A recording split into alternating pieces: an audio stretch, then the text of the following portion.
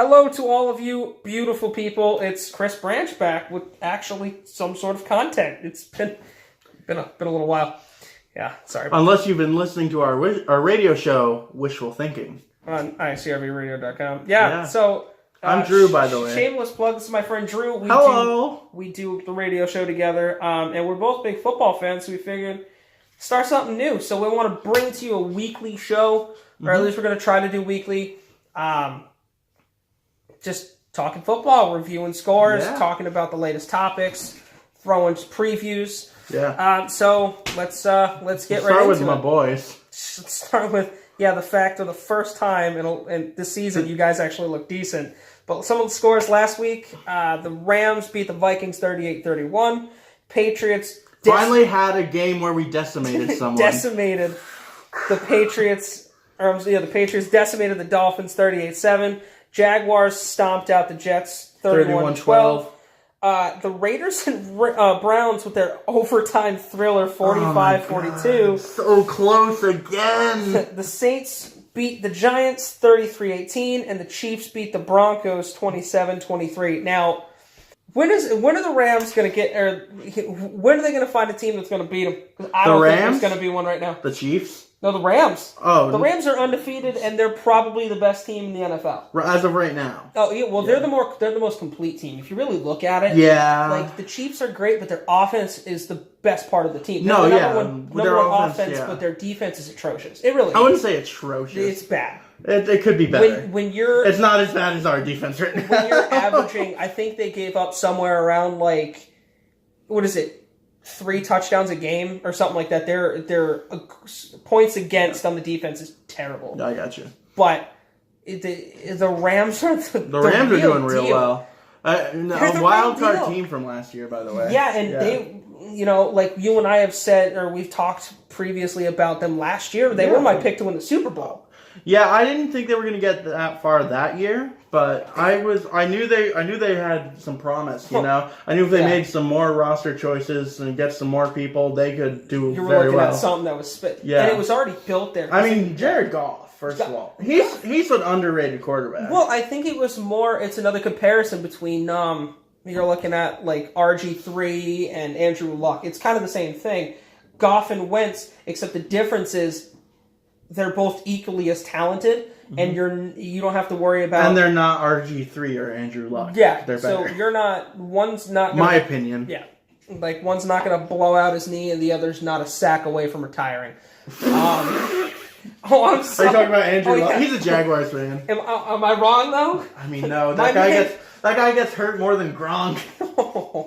I'm a Pats fan. I can say that. But no, the Rams are a complete team, going out and getting Brandon Cooks, getting a Ndamukong Suh. The defense is terrifying. The offense is high-powered. I mean, that gunslinging battle where they threw both... What was it, like Kirk Cousins, 8 or 9 touchdowns the whole game between both teams? There were 9 touchdowns. It's insane. Yeah. And I mean, like, Jared Goff threw 5 of them. No interceptions that game. Both him and Kirk Cousins threw over 400 yards. All right. Also, in other news, speaking of like Chiefs, as you mentioned before, Patrick Mahomes is a freak of nature, and it's terrifying and amazing to watch at the same time. He had 14 touchdowns, no interceptions to start the year. And what is he like? He has 80% or 70% completion? 8, I think. 78. And he has like 128.2 passes. He's already got 1,200 yards passing. I think he has more than that. I think he has like 1,400 or 1,500. But the big thing that sticks out to me is the 14 touchdowns and no interceptions. Yeah, I mean, pretty sure he's leading the league in touchdown passes. Oh, absolutely. Right, honestly, if he can keep this up, MVP. There's week. I know it's early, but it's only week 5, guys. Yeah, we're gonna need.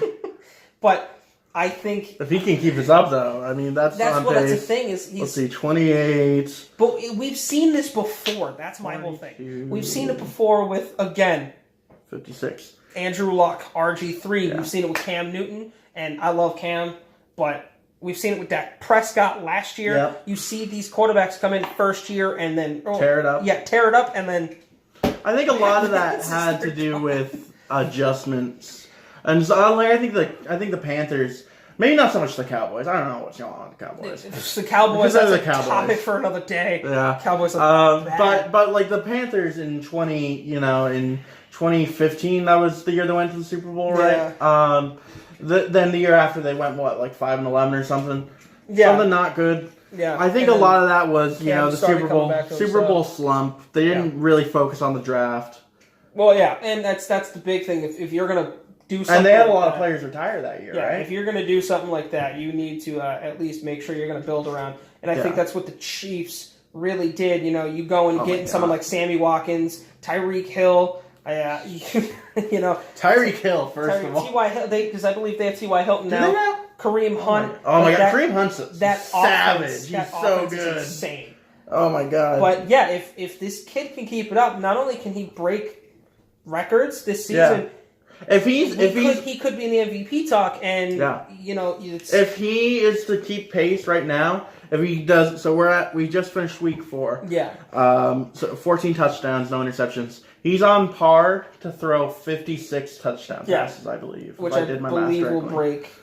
What was Peyton Manning? It was 55. 55. I was either 55 or 56. Also, another thing is, like we mentioned with the Browns, how are you going to keep losing such close games? I know. How are you going to keep losing such close games?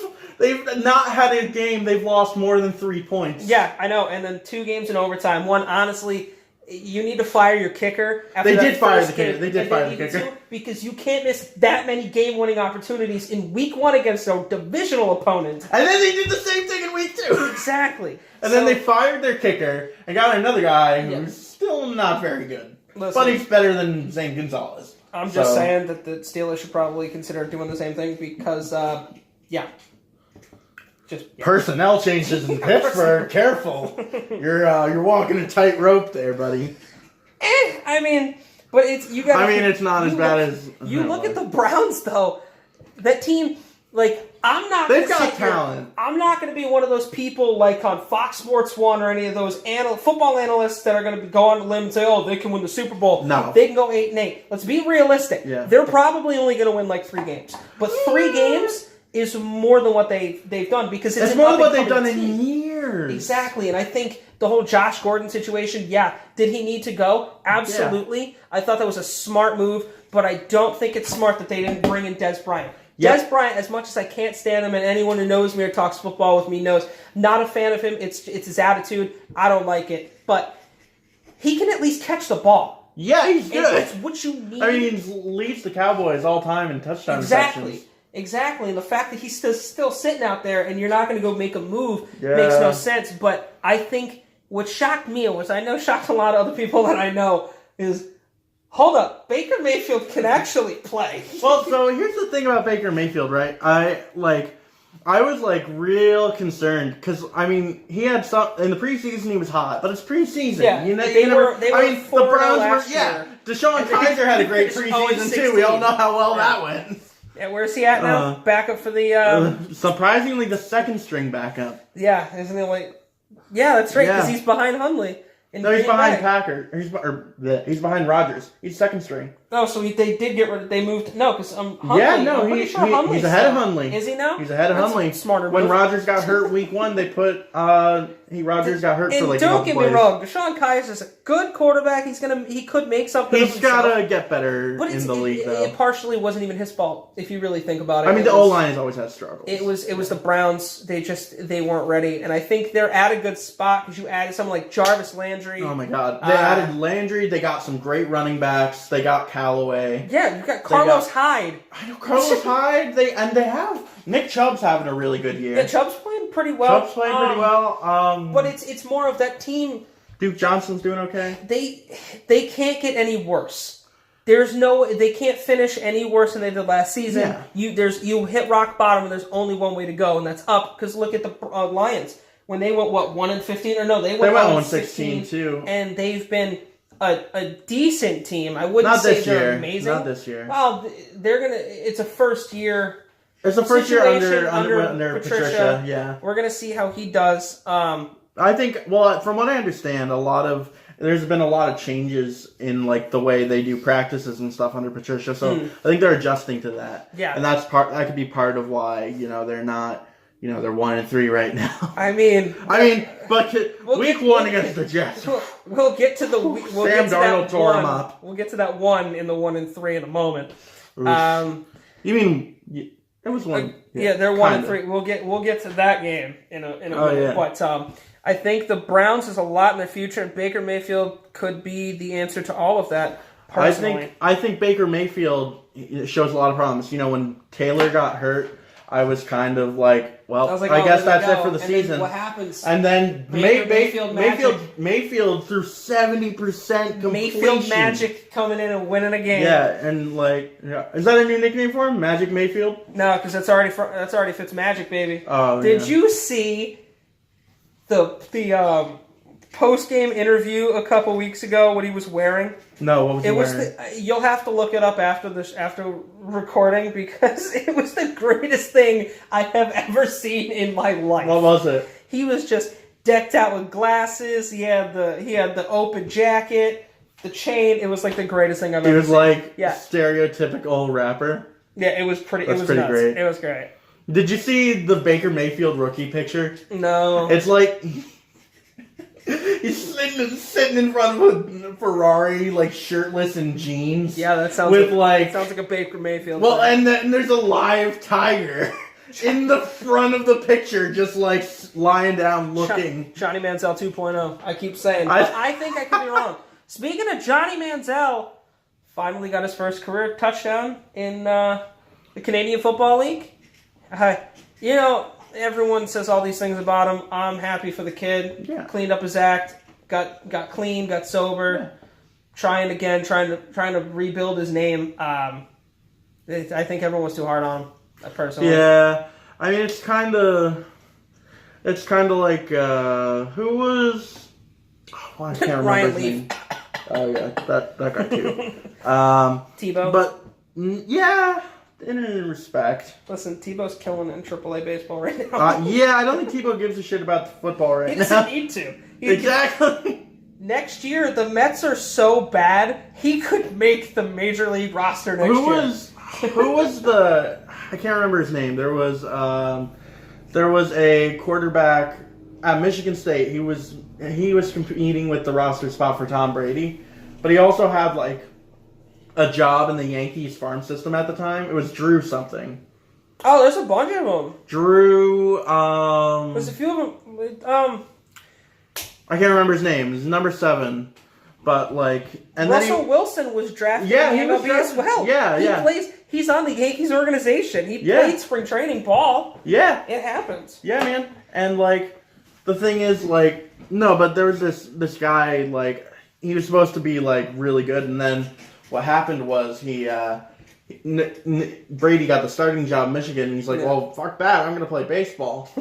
And so he went to play baseball and went 1-7 in his career in Yankees pinstripes.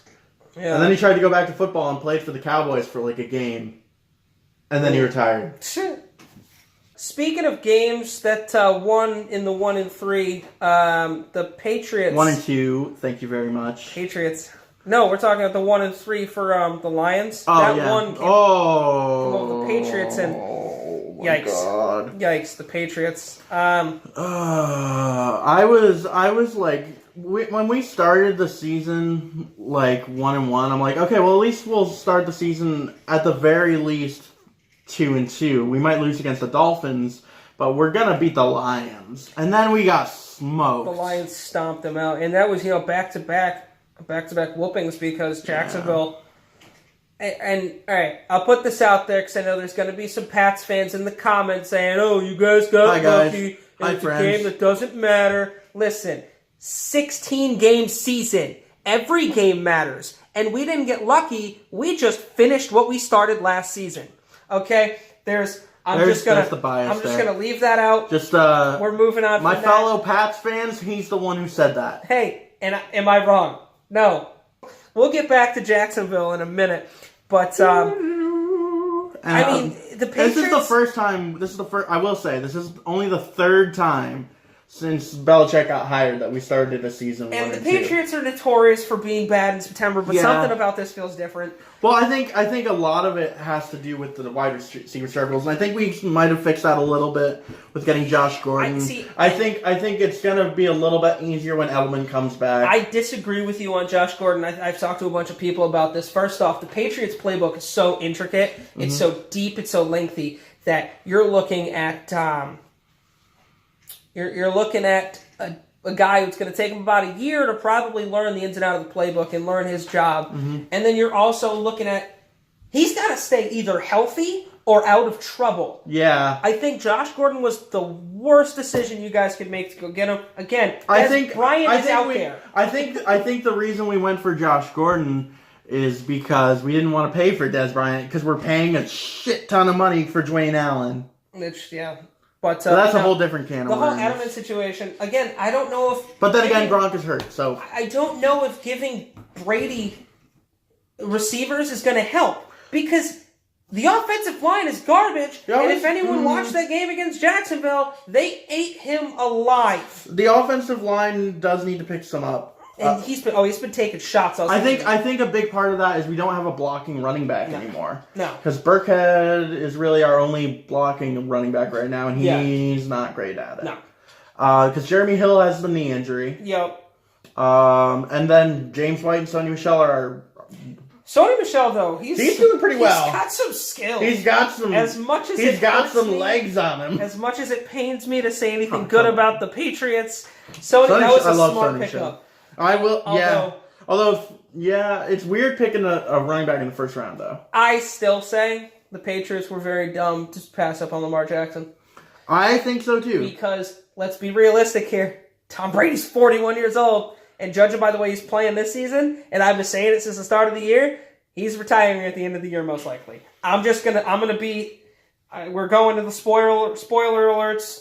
Personally, there's my prediction. I think this is it for Brady because they look...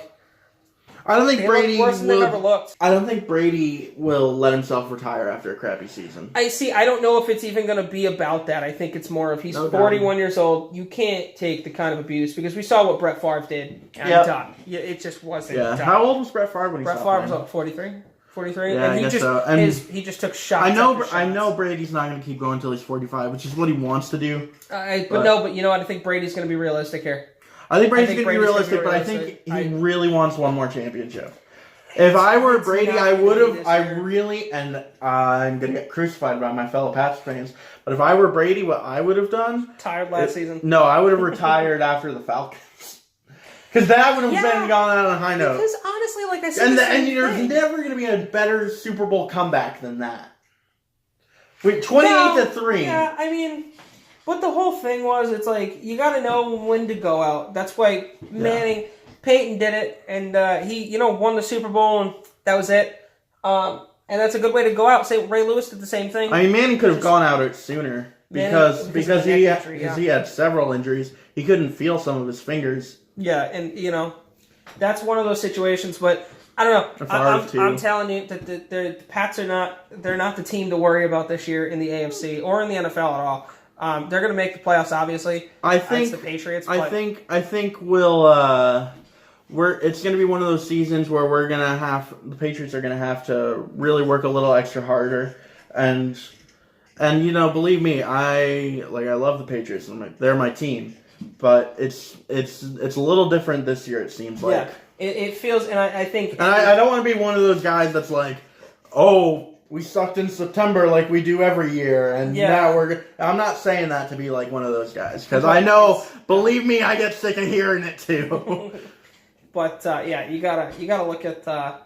But it feels different this year, and honestly, and I've been saying this about any team that's been on top for a long time. It's I think it's good for the league to see newer teams come up and take charge. But what would help Brady? A running back. Just take some of the pressure off him. Yeah? Which running back are you talking about? Oh, so I'm going to have to shatter your spirits in a second. You know which running back. You can just go ahead and shatter him. Le'Veon Bell? Yeah, let me shatter your dreams. The Steelers are not trading Le'Veon Bell to the Patriots. Yeah. Why would you give them to another team that is in That is your good? conference? That's the Patriots. Yeah. Because they want a lot for him. Le'Veon Bell, that situation in Pittsburgh, the whole situation in Pittsburgh is a mess to begin with. Well, They're- first of all, they- first of Focus. all, they're behind the Browns technically. They're 1, They're- 2, and 1. They're 1-2-1, which is the same record as the Browns, but they have more points against and fewer points for than the Browns. That means the Browns are third in the division I know. in September. What is even happening at this point? That's amazing.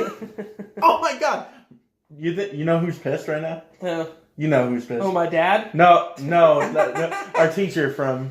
Oh, yeah, one of our teachers is from Pittsburgh. Plus, my dad's a Well, yeah, your dad. Oh, your dad's always Steelers pissed fan, about so, something. Yeah, he's not happy. But, no, there's a lot going on there. I don't know. The whole situation with Le'Veon Bell, to me, as someone who played sports, I think it's kind of selfish. Yeah. But, you don't just sit out of games. And again, this is only my personal opinion. But you don't sit out of games. All right, Jaguars. First off, can we talk to 3-1? Think about it. 3-1. Mm-hmm. They've only allowed 4 touchdowns in 4 games on defense. Pretty crazy. Bortles is having a really good year. It's killing me. Fournette with the hamstring. Yeah, but Fournette always gets hurt. He really. It wasn't even that bad last year, but this was a nagging injury from preseason. Yeah. But yeah, Jacksonville looks really good. All right, so we're gonna highlight one game each week that we think is going to be good in the upcoming week. First, we'll start Thursday night, or tonight, actually, as it's being recorded. The Pats are playing the Colts. Yeah. That's going to be an interesting matchup. My highlight is Jaguars versus the Chiefs. Number one offense and number one defense. Going to be a hell of a game. Yeah. Honestly, that's the one to watch. Well, thank you guys for watching. Yeah, thank you guys for watching. Leave some notes in the comments. You guys want us to keep doing this. I think it's going to be fun. But, yeah, definitely. You guys want to watch me on Twitch? That's going to be down below in my description. I'll leave a link to the radio show as well, and my Twitter, all of that. So thank you guys so much for watching, and I will see you next time.